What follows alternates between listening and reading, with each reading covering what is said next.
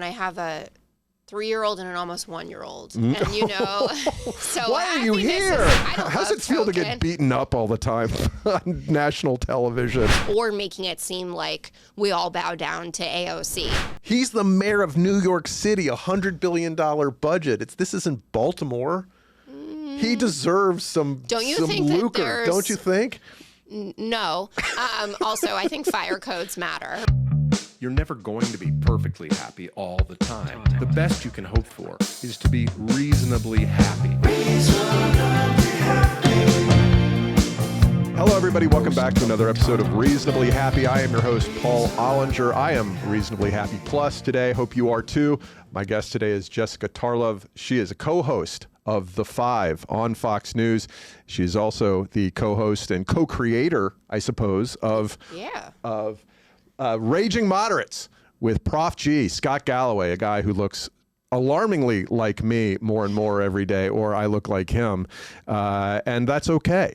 Jessica, welcome to the show. Thank you for having me. We're going to start the way we almost always start. I'm going to ask you, where and when do you find yourself the happiest?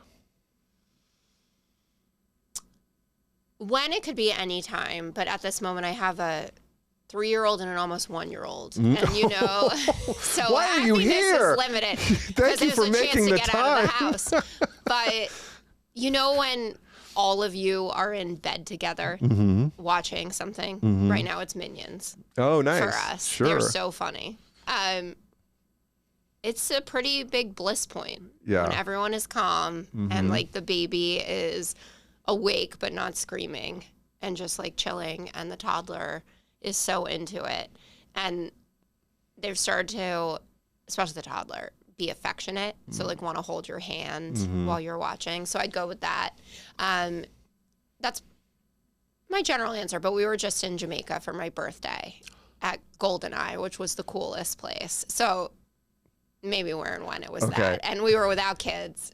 So I have the two poles of it. One in bed with my children, and then one in bed with my husband without my children. Yes. So I did my 50th birthday at GoldenEye. With, I think, we have so much in common already. I mean, and I've rarely been on a vacation and emotionally did not want to leave. Yeah.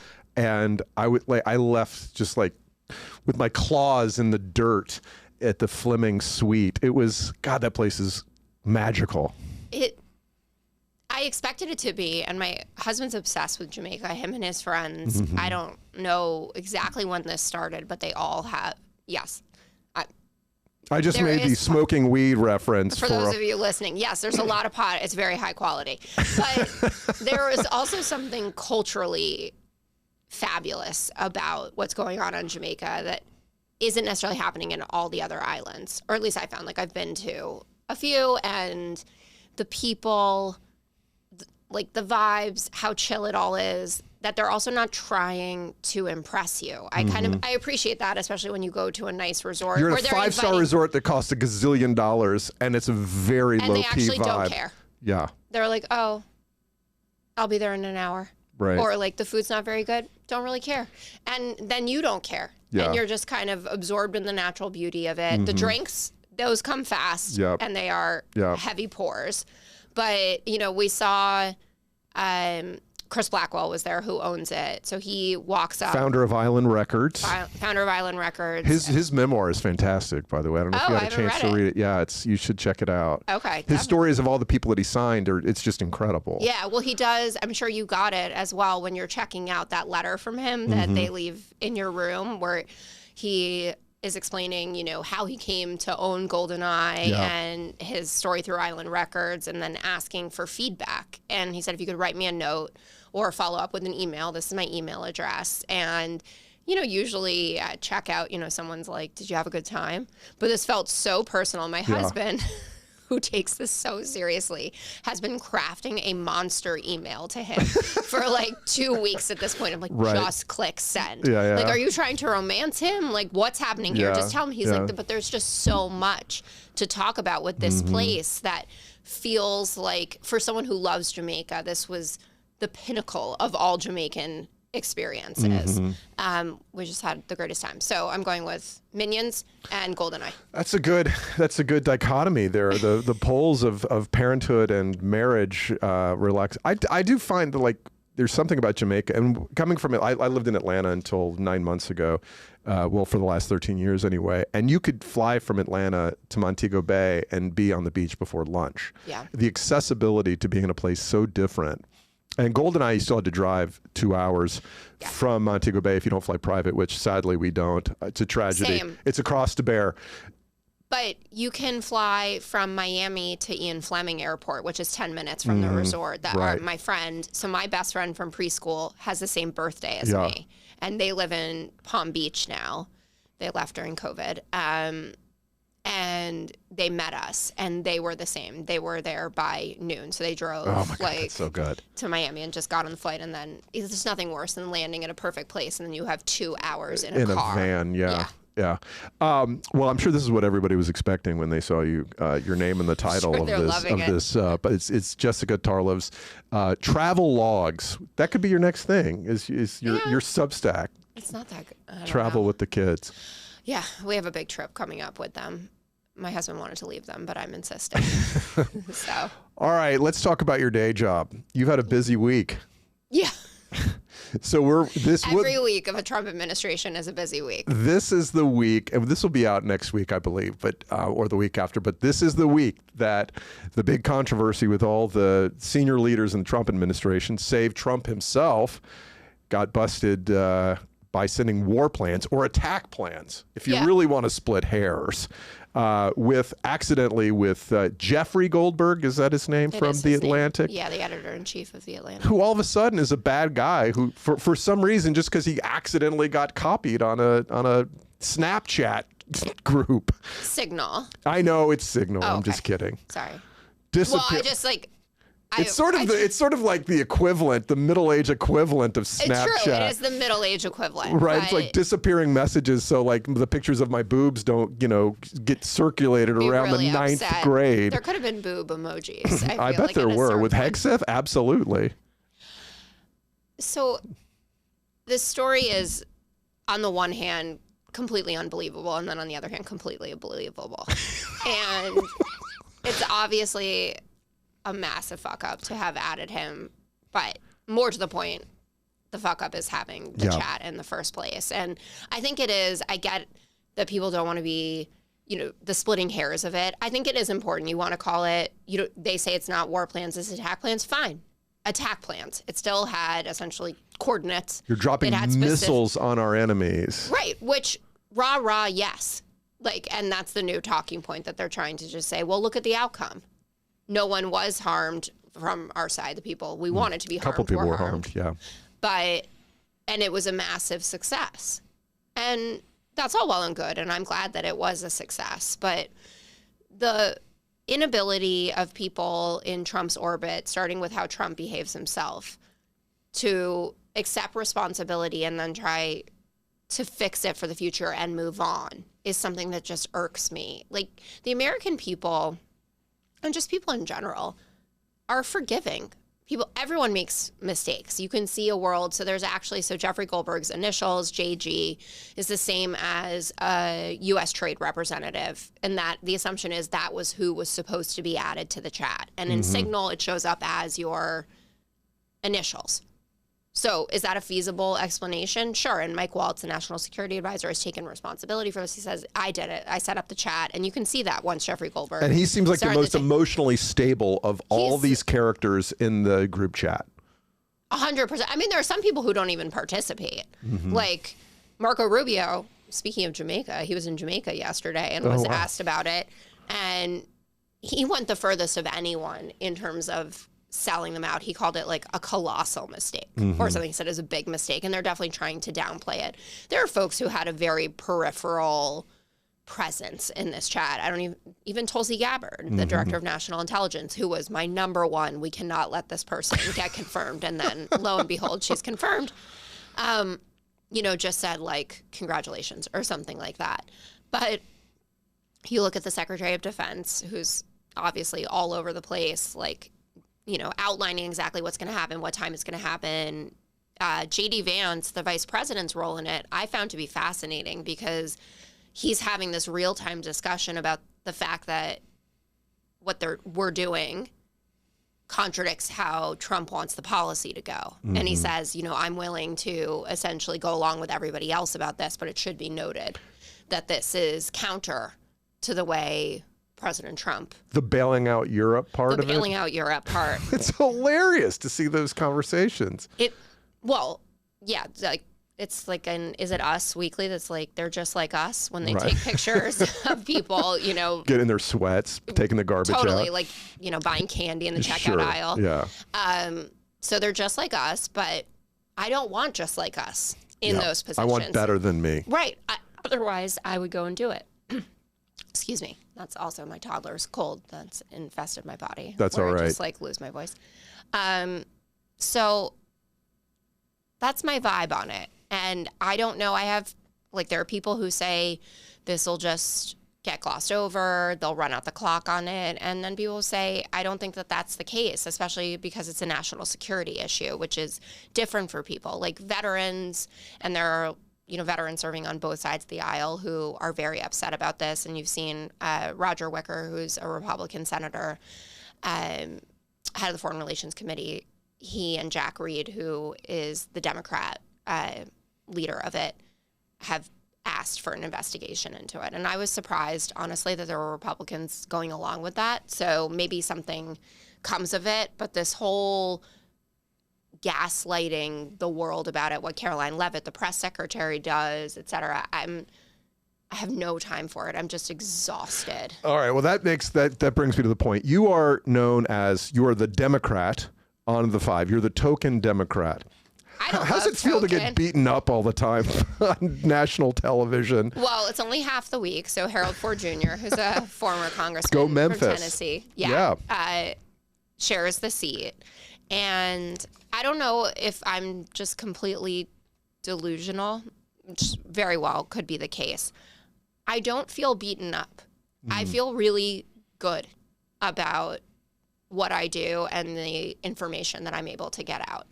So I understand it's 4-on-1 or 3-on-1. But I was watching, and for the record, I don't watch MSNBC or Fox. I try to consume a variety of news sources, from the New York Times to the Wall Street Journal to the Economist, the Atlantic, and fuse my way to a point of view. I listen to tons of podcasts, including yours.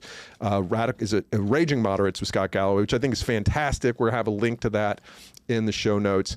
Might be a little left of moderate, but really... It's definitely moderate. I mean, we're both Democrats. Very, very smart, two very, very smart people talking, and not just smart, but sort of empathetic people without the agendas that you see from our politicians on both sides, talking about the issues in a, straw manning and steel manning them, in an intellectually honest way. And I think that's missing from a lot. And so, speaking of intellectual honesty or lack thereof, the Chiron subhead on the Fox News on the 5 the other night was, Dems try to spin Houthi attack group chat into scandal.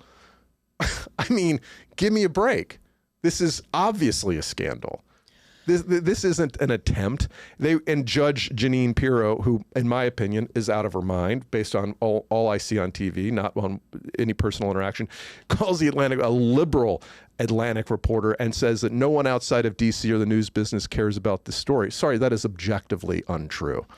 Yeah, so it has, there's new polling out that ranks how people felt about things like Hillary Clinton's email server, Joe Biden having classified documents in his garage and his Corvette, Trump having his at Mar-a-Lago. It was a Corvette, though, so that's pretty cool. That's what I said. I was like, don't we finally get some cool points for the Aviator and the Corvette? At least it's not a Jeep Cherokee, for God's sake. I actually like Jeep Cherokee, but I just think of everything in what fits car seats well. So Mar-a-Lago and then this, and this blows everything away in terms of people caring about it. It's also present right now, and people, they have recency bias. Yes, so it's sticking out right at this moment. The Jeffrey Goldberg backstory, because you mentioned at the beginning, I forgot exactly what you said, but you were like, how Jeffrey Goldberg became this leftist person. The beef that the Trump administration and Trump supporters have with Jeffrey Goldberg is that they claim that he made up he printed what General Milley said that Trump had called veterans suckers and losers. Mm-hmm. And they say that Milley was lying and Goldberg was lying. And it's like this whole thing. And he's become like a boogeyman for the administration. And that's why I think it was particularly disturbing or upsetting to them that he was the one that was invited into the Signal chat, and obviously implies all the more absurd that it was that he was invited and that the whole thing has come to a head. Listen, I'm with you. I think it is absurd. I think it's an outside chance, but there's a non-zero chance that there are real implications for Secretary Hegseth, who was the one who was sharing the information that it looks like from the national intelligence guidelines is clearly classified information, or at the very least that you should say people could have been hurt. Yes. If this had gotten out, and we need to do better. And they're going back and they're saying like, oh, there were protocols from the Biden administration saying you could use Signal.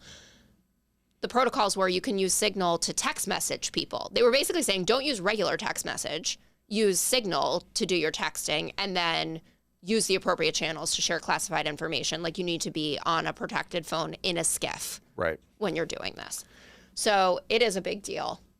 I think that basically everybody knows that. And, you know, I don't write chyrons, but... They don't let you do that? No, not yet. Well, I understand Fox, just like MSNBC, has an audience to serve, and you give them a little bit of red meat. Do you feel that your conversations lead to, your presence on the show leads to a more objective discussion of these issues? I do. I know that there are some people, less so than it used to be. Like, there used to be a complete kind of red line about going on conservative media amongst the left, where they were just like, this isn't worth it. Like, why would you waste your time? Now, things have changed. But they've also said, though, that, like, you know, that you're basically reverse platforming somebody if you actually show up and you legitimize them. Yeah. But you're not part of the orthodox left, right? or you know, what they might say the woke left. You're more of a I'm a moderate, total corporate critical thinker. Establishment Democrat.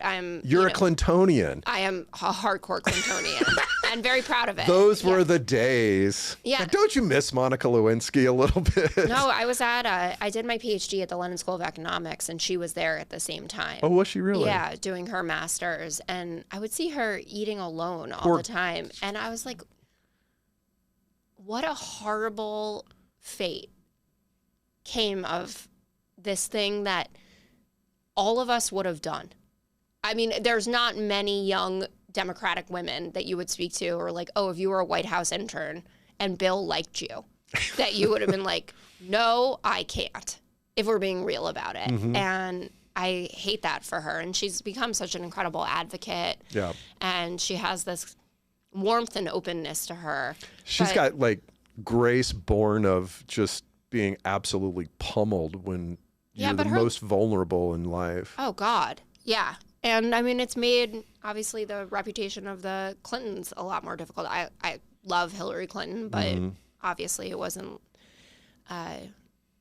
nicely handled for a mom of a daughter, I would say. But moving on from the 90s. So, yes, I'm totally, like, far lefties would call me a corporatist Dem or establishment Dem, any of that. I'm certainly not progressive in the AOC sense of my views, but I represent where the party is. I don't have many beliefs that run counter to where the majority of Democratic voters or majority of where independent voters are. And okay, but do you think that's where the party is? Do you think that the Democratic, I mean... Yeah, I do. I think okay, so explain the difference between where the party is and what the party looks like from the outside. Well, I think that the party, so the furthest left voices are also the best on social media, and they go viral all the time. And same with those on the right, right? Yeah, totally. That's totally the case. Extremity works on social. But you can look at who people elect to positions of power for who they are. So Bernie Sanders has the most viral moments of anyone. Joe Biden comes out of the 2020 primary, by far the most moderate candidate, moving to too conservative for some of those people who would have liked it to be Bernie or Elizabeth Warren. You can't really talk about the 2024 election because it's weird, but Kamala Harris's positions were very reminiscent of Joe Biden's positions, not what she was talking about in 2019 and 2020. But you can't erase what you talked about in 2019. I didn't say, listen, she lost. Right. I get it. Yeah. But the component that's most important in all of this is how good the right is in weaponizing things that have been said in the past or making it seem like we all bow down to AOC and that's the general vibe of the party. So you have, like, in one day, let's say, you have 10 press conferences, and you have AOC doing her thing and Jasmine Crockett doing her thing, and then you also have... Rhodes College alum, where I went to school. Oh. Jasmine Crockett. You must be very proud. Very, very proud. Governor Hot Wheels. What a delightful moniker she dropped on just that. Horrible. I don't know also why you wouldn't say... I didn't mean it that way, and I'm horrified. Oh, she did say she didn't mean it that way. She said she meant it because he deported some illegals in a bus. That's such a lie. Yeah, and she had said it in the past, too. But either way, so she's a favorite now, very outspoken, and the right likes to amplify her. And I would, too, right? Like, I love a good Marjorie Taylor Greene moment, It writes itself. Totally. But then, so you have them out there, and then you also have Chris Murphy, and you have veterans like Jason Crow, Pat Ryan, people who won these really difficult races, Jared Golden, Chrissy Houlihan, Mikey Sherrill, whatever. And the only people who get coverage are the ones saying the insane things. But the majority of the party is where the other 8 were in what they were talking about. And that's something that we have to get smarter about. And that's been one of the major lessons post-election, that the left realizes that we are losing the information game, that we've been too siloed, that MSNBC is not a good vehicle for getting your message out. Like, it's all well and good. You sit down, you have a great interview with Maddow. I love Rachel Maddow. I watch. But, like, who are you reaching? You're not penetrating any bubble. So they want to go and on different kinds of media. They want to go on all media. I mean, we've been getting requests to come on Raging Moderates. You have, like, high-ranking senators stalking bookers, saying, like, please, can I get on? Can I get on? That wouldn't have happened in the past. They would just say, I'll see you at election time, right? Like, I'll be back around to just amplify. Is that because the Democratic Party is in the wilderness right now and they need to find a path out? A little bit, but I'm honestly not as worried as a lot of people are about it. I mean, our approval rating is dismal. I think it's the worst that it's ever been in history. But I think that's really due to the fact that we're going through this period of metamorphosis. We need to reconstitute some kind of coalition that can win. But our policy positions in general are not that out of step with where the American public is, save for immigration. And they're doing a lot of hard, important work to fix that. Like, I interviewed Senator Gallego from Arizona 2 days ago, and he is to the right of the party on immigration. He's like, I'm in a border state. I've been to that border in Arizona. It's crazy. Ridden horses through the desert, and you see tens of thousands of water bottles and discarded sweatshirts and things. And until you've been down there looking at it, you really don't comprehend the scale and the human cost of what's going on. No, it's a humanitarian crisis for the people trying to get in and for our own people. And it was completely ignored. Yeah. And that is one of the places where Fox did the right thing. They were amplifying this story. We had our own drones that were getting coverage that nobody else was getting of what was going on the border. I mean, you had up to 250,000 people that were crossing in a month under the Biden administration before he started signing executive orders. Which he could have done years prior. He could have just left in even what Trump had implemented and seen how it would go from there, and then worked on bipartisan legislation. Like, we have an immigration crisis. Everyone knows that. We also know that people on the right and the left like cheap labor. and they're never going to sign something. I like my fruit picked at a good rate. Or just picked. Yeah. Because Americans are not going to do it. Yeah. And that's what it always comes down to. But they don't want to be honest about it. And that is an irritation for me. Well, all these things are, we want to make all these important issues black and white and imbue them with emotion when they're really gray areas that really need to be discussed. Everything from immigration to abortion to the budget. I know you and Scott have talked a lot about, hey, look, DOJ can cut all they want out of the Department of Education. Unless you're going to get to the defense and entitlements, you're not doing anything. No, but it seems like Musk is up for it. It's just Trump who isn't. Right. That's going to be, at least we think, the major fissure is when you get to the entitlement stuff, because Trump knows that that's right. The red line. It's the third rail. I mean, he's not, knock on wood, running again, but he does. Oh, don't be so pessimistic. Something is going to happen, whether they declare like martial law or something. There will be. Steve Bannon is already talking about that. But most people with good sense know that people like their Social Security, their Medicare, their Medicaid. Yeah. Medicaid, that's $800 billion. No, I heard Howard, what's his name? Howard Lutkoff? Lutnick. What a bastard that guy is. Talking about how people on Social Security won't miss a check or two. Because his mother-in-law, who is a billionaire, right, by virtue of him being a billionaire, won't care. Yeah, but do the Marie Antoinette moments matter? I'm not sure. Time will tell, but we're only 2 months in. And so I've started to... Lots happened in 2 months. I know. They're moving fast. Flooding the zone. Well, they know also the midterms are coming. If history is any guide, Democrats should retake the House. The Senate map is still difficult for us. And they want to get through whatever they can. Yeah. But it's been very disconcerting, especially for someone that is trying to find areas of common ground and where you can work together. Like there were a slew of op-eds around New Year's, like from Tom Suozzi, who's a conservative Democrat out on Long Island, about like, these are the areas that I think that we can get something done together. These are the areas where we really need to hold the line. And it's like everything's had to be torn up because they've gone so fast, so furiously.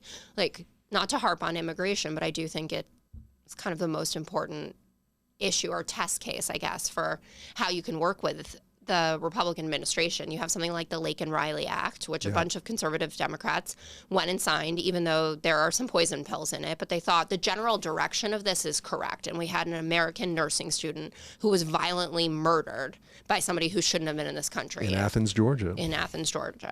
And I thought that was the right decision. Like, if I had been a voting member of Congress, I would have voted for the Lake and Riley Act. And then you look at the fact that there are people with legal asylum claims who are not from Venezuela, who are not gang members, that are now in this El Salvadorian prison camp. And I want to say, I'm not working with you on anything. Like, if you think that due process can just be thrown out the door because you're directionally going in the right way, by saying that we should get people out who are criminals. Yep. No one disagrees with you. If there's someone here who's a criminal, get them out of the country. But if you're not going to give people their day in court, which they are entitled to, I mean, even Antonin Scalia has said as much, or no longer saying much, but when he was around to say it. He said less lately.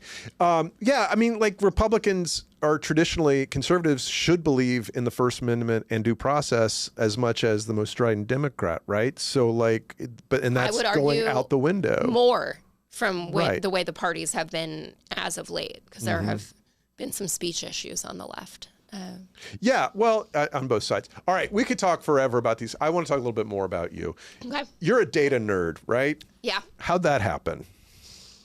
I am graduating college. Where'd you go to school? I went to Bryn Mawr. Okay. So 7 sisters. I love single-sex education. My daughter goes to a girls' school. Oh, yeah. Hewitt.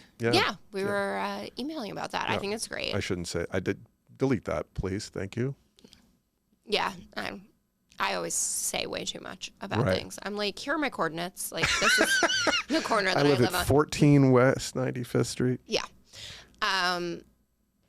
So single-sex education, which I think is fabulous for boys and girls. Yes. I kind of wish I had done it younger. I'm thinking about it for my girls. But I then went to the London School of Economics for a master's in public policy and had my, quote unquote, bright idea. I don't know how bright it was, got into the PhD program. And then I did this big quantitative PhD looking at the impact of political scandal on politicians' re-election rates. Oh, interesting. Yeah. What did you conclude? Well, it was UK focused. It actually, to go back to the Clintons, the pitch was initially that I wanted to analyze public apologies and find some way to create an algorithm for like how you could predict whether they were going to be forgiven or not based on Clinton. What data did you pull? I was just obsessed with Bill Clinton, and I just wanted to analyze. Going back to the whole Monica Lewinsky Going back to how I would have been that intern. So it turns out that there aren't that many examples that you can use for that. So I had to change course, and I switched to analyzing UK parliaments. So I did the 92 to 97 parliament, which had cash for questions in it, and then the 05 to 2010 parliament. So I coded up 8 different types of scandals and then connected it to all of these background characteristics of the members of parliament that had engaged in those scandals, and basically found that because of the way the parliamentary system works there, the party generally just decides who's safe and who's not. And then it was kind of looking at intra-party dynamics. Meaning the party wins and then they put their own prime minister in place. Seats, right. Well, yes, they decide that part of it, but just your big hurdle is getting the party to support you again versus facing the voters on it. So it's a little bit different than for an MP or for the prime minister? For an MP. Okay. The prime minister, we didn't have, in the data set, there were no examples of anyone who was going to be the prime minister. Right. So it was mostly just about intra-party dynamics in parliamentary systems, which is not that interesting, but it was cool, and I did that. And you worked for Boris, didn't you? I worked for Boris before Brexit and before. I mean, he was always a lunatic, but he was a different kind of lunatic. I worked on his second mayoral campaign, which was against this guy, Ken Livingstone, who had been the mayor of London before Boris, and he is a horrible anti-Semite. He's part of that side of the party with Jeremy Corbyn, who just hate Jews at unprecedented levels. And really? Yeah. It's amazing how little I know about UK politics and the people therein. You were faking it pretty well. Well, I mean, you said prime minister. I did. You knew that. Yeah, Yeah. They don't have a president? What? No, not today. So, well, what do you think? We were talking a little bit about anti-Semitism prior to recording, and a little bit about how you believe that Kamala, her passing over Josh Shapiro didn't have anything to do with anti-Semitism. Will you debunk me of my inclination to not believe that? Yeah, I will, or I will try to. I can't get in everybody's head about it, but No, I'm interested in the theory. It seemed to me, I'll state it seemed to me that Kamala didn't choose Josh because he was too moderate and too supportive of Israel, whereas Tim Walz was less threatening, both to her from a not being smarter and more eloquent and more compelling than she was, but also because she wouldn't piss off 5 counties in Michigan by choosing a Jewish guy as her running mate. Well, she did that anyway. So we lost those counties, no matter what. The key element, I think, in what happened in the Veep stakes, which, by the way, happened on such a quick timeline. It's not the usual. That's a big problem. It's a big problem. Josh Shapiro didn't want that job. And Josh Shapiro and his team told them that he didn't want that job. Why not? Because it was a losing ticket? Because he wants to be a president, and it's a losing ticket. And if you watch him, he was on Bill Maher a week and a half ago, that's a president. Whether he ends up being a president, I don't know, but that's a guy who's trying to be president. He's going to get Gary Harded out of it. No, I don't think so. No. Okay, good. No. Good. I'm a hopeless romantic about it. Him and Lori seem great. I'd love to see him. I'd love to see Buttigieg take on a higher profile. I'd love to see Jared Polis I'd like to see. You want a lot of things that are not going to happen. But what I'm saying is I'd like a lot more strong Democratic candidates, because that'll force the Republicans to put forward more reasonable, stronger candidates. Or to lose, which would be nice. Or to lose. That's fine too. That's my As preference. long as we get better, stronger politicians who care about America more than they care about themselves or their orthodoxy. Fine. Yeah, a healthy two-party system, blah, blah, blah. As long as my side wins. That's fine but too. also on the Josh Shapiro front, there was concern that he and Kamala were too similar. That it was two kind of sleek lawyers, and it didn't have any folksy appeal. Now, it ended up that did not work with Tim Walz. He maintained the highest favorability of anyone throughout it. It's just no one really cared when push came to shove. And it was about the economy, and 91% of voters said that cost of living was their top issue, and they thought Donald Trump was going to deliver. So far, not so much. Not so much. But that's what happened. And I think that there's a lot of reason to believe that was the major issue. That, like, A, you need someone who's really in it and wants that job. And a lot of people... I think Walz wanted that job. Walz wanted it, and he told her, I don't want your job. I only want this job. And you know, I mean, you've been married a long time, but you remember from dating, right? That we rarely make this choice, but the guy who tells you, like, I just want to be with you, is the guy that you probably should pick. Yes. Now, you go about your business and you pick a bunch of assholes, and then maybe he's still around when you're ready to settle down. Yeah. But, like, that's who Tim Walz is. And Oh, I don't Timmy. think Shapiro wanted it. Now, was the anti-Semitism stuff a concern? For sure. But I listened to him talk about his faith and how it's connected with people of all different religious denominations, and it feels like it wasn't that. I mean, he has this very powerful story about, like, the first ad for his gubernatorial campaign was about his Shabbat table and what his family does on Friday nights. And he talks about how voters of faith, like Muslims, Christians, all then talk to him about their religious traditions and, like, what it looks like after church at their house or what it looks like after mosque at their house. And I'm not as worried about it as I used to be. So that's maybe a bright spot in this. About her not choosing him based on just about the anti-Semitism, about Democrats not choosing a Jew. Right. Because of fear of that. I think that there is a way to be openly Jewish and for it to not feel threatening to people. To the electorate. To the electorate. Now, I don't... Well, Kennedy I was raised Catholic, and I mean, Kennedy's Catholicism was a giant issue 70 years ago, or whatever it was, 60 years ago. Yeah. I mean, are we there with... You said, I mentioned two gay politicians. You don't think America's ready for a gay president? No. I don't know if it's just... I think that America really likes Pete Buttigieg, but he has been an option before in 2020, and it was, that was the first time it seems like he's going to run again, and we'll see. But I think that is a tougher hurdle for people. And Jared Polis, I'm not sure. I love Jared Polis. I think also having essentially a libertarian Democrat would be a great thing. Right? Someone who basically says government should only be there to help, and basically we should be hands off of all of these parenting decisions. Like, we need that in the party. But I don't know. It's feasible. I would love to be proven wrong about all of this. Yeah. In the election, in the presidential election, Kamala didn't run on trans rights, but the right effectively pinned that on her. Yep. Maybe the most important issue they pinned on her very effectively.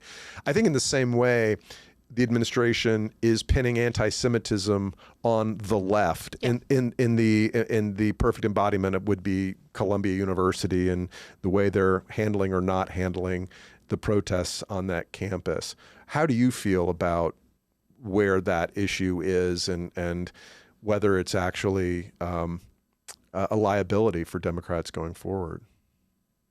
Yeah, I do think that it is. I'm a very strong supporter of Israel, proud Zionist. It's actually one of the major plus points of working at Fox that I'm surrounded by people who believe that Israel has a Zionists. right to... No, but that's a big deal when you're define Zionist, because that's a swear word, right? Well, on the left, to idiots. Yeah. Right. To people who don't know what it actually is, that Israel has a right to exist. Yeah. It has a right to exist. It's not only delineated in every charter that you've seen, but you've got millions of people living there. Mm-hmm.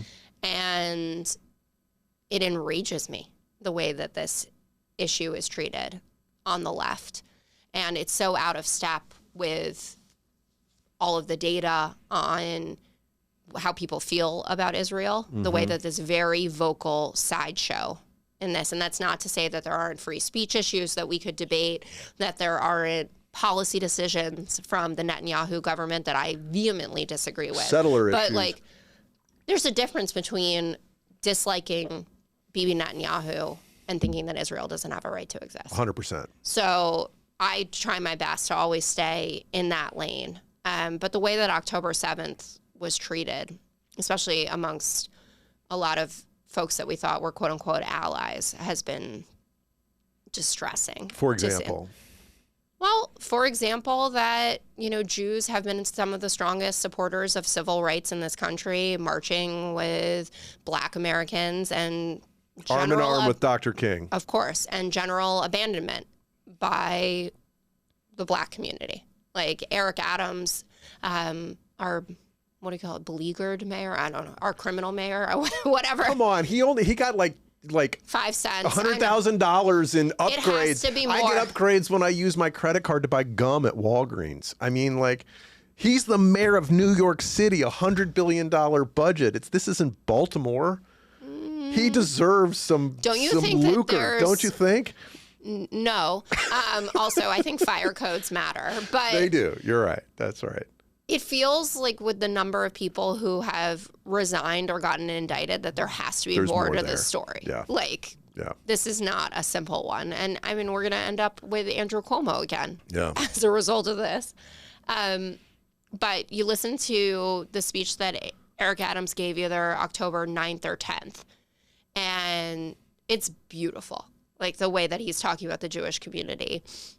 And New York City has the most Jews outside of Tel Aviv of any city in the world. And on my street in the Upper West Side. 100%. Yeah.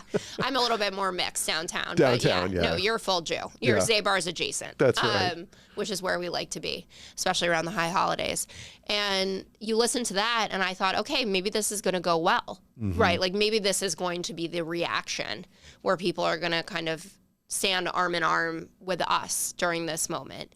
And it just wasn't. I mean, high-ranking Black Democratic officials like Hakeem Jeffries definitely were there, but the rank and file not in the same way at all. And, it's not talked about that much. We hear, we have a ceasefire. Let's get to a ceasefire. There was a ceasefire on October 7th. Hamas broke it. We don't revisit that. There are still hostages being held, including an American. Nobody seems to care about it. And that doesn't mean that there aren't innocent Palestinians that are being slaughtered. It doesn't mean that there aren't kids who are having their lives ruined, frankly, on both sides. I mean, the amount of trauma that has been inflicted on people that are, involved in this conflict is harrowing. But I've been severely disappointed in how the conflict has been treated here, and especially in the left-leaning press. Well, so the left-leaning press and sees the world through the lens of oppressor versus the oppressed. And in this scenario, Israel is positioned as the oppressor, even though they're surrounded by countries that don't recognize their right. Well, you'd think, right? But they're white, and, it's a problem. It's a problem for how people see the conflict. And that, I think that's the problem with the way many in the Democratic Party on the left see the world.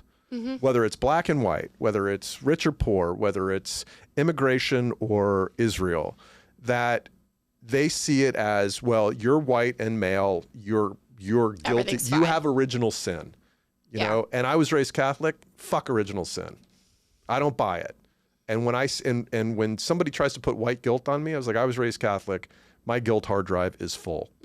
I got no more room for this bullshit. Yeah. So, even this week, equal pay day, okay? Women make 82 cents on the dollar for every man. Wait a minute. What does that mean? It means, on average, all women versus all men, not normalizing for the kind of work they do, the number of years of experience, blah, blah, blah. And it's this false narrative that leads to victimhood and doesn't tell the whole story. Sure, the story is a lot more nuanced, but you're not going to get me with you on equal pay issues. But if you look at what am I missing? Because if men, even if you, Claudia Golden from Harvard University, the economist, won the Nobel Prize looking at gender issues. She's basically said, like, look, you can, now there's still discrimination, but if you normalize everything, it's like a 3% differential. I think, and as a recent birthing person, thank you for using that. I just wanted to make you comfortable. Gender-free terms. That I don't know if you can actually put a value on the time that you have to take out to have kids, the strain on your body. I don't know what your wife's experience was like, but she was on bed rest for months. Okay. On bed rest for months. The toll of postpartum, which is severely underdiagnosed anyway. And very real. And dangerous and depressing and leading people to do all sorts of insane things, from throwing their kids out windows, like the woman in Massachusetts who killed 3 of her children, to just moms walking around down and feeling like they hate themselves, and sometimes worse, feeling like they hate their children and they don't understand what's going on. Like, in that scenario, how can you possibly game out what an equal comp is then? And I'll take a look at the research coming out of Harvard. If you win a Nobel Prize, you obviously did something right. But I don't know, maybe it's not 82 cents, but it's just, we're different. It's like soft skills, hard skills, like what we bring to the table. Like, I'm doing a lot of research for a book that I'm writing about what life is like for women mid-career. And like that's... You gotta read Claudia Gold. Okay. You gotta. And I'm not saying because she's done the work on this stuff, and it's even in same-sex couples, there is a differential because they make the decision, men and women, that somebody's going to stay home, and they might have both met in law school, right? And then one person goes partner track, and the other person goes contractor work and takes care of the kids. Yeah. And there's no, like, the patriarchy isn't involved in that conversation. No. It just sort of is what it is. Yeah, of course. But there's also the stuff of, like, when you show up for an interview and you have a guy who looks like you. It wasn't me. No, I'm not blaming you. Just your type, right? And tall, white, bald guys.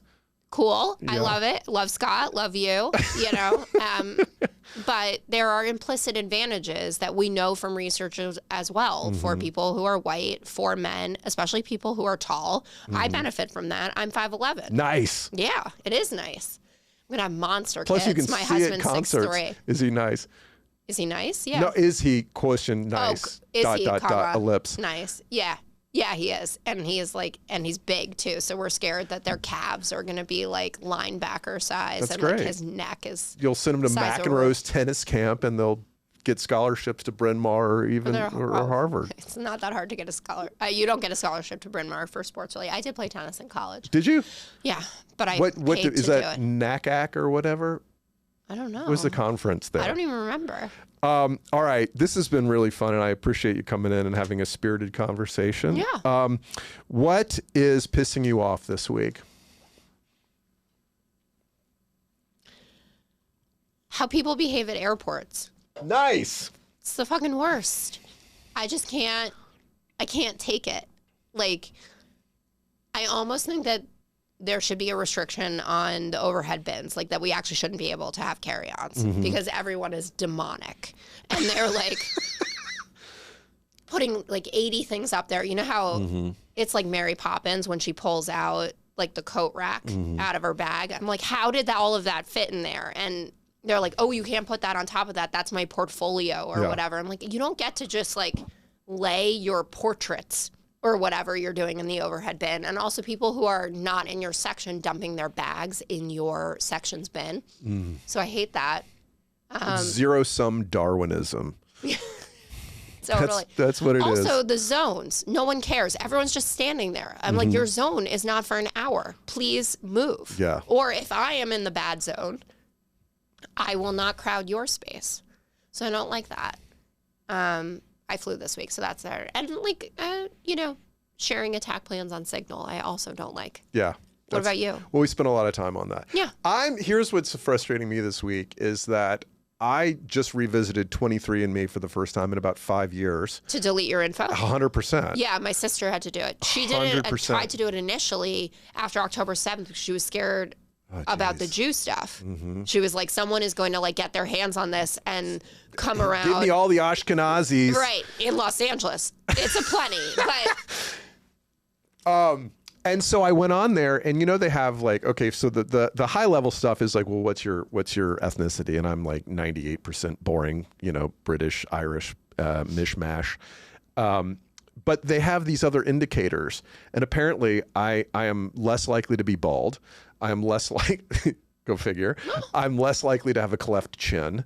And all these things, and I'm like, they got all these things wrong. Oh, and so now you want your money back? Well, no, I don't want my money. But it's like, oh, well, what did they get wrong? Maybe I'm not British and Irish. Maybe I'm. I don't know. I'm looking at you, and I'm pretty sure you are. It's pretty Irish. It's yeah, pretty but that's interesting that they got that stuff wrong. Yeah. I mean.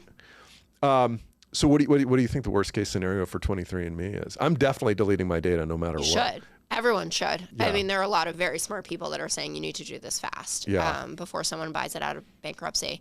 Like China or, the Iranian National Guard or whatever. Sure. Or just like Peter Thiel. I don't know.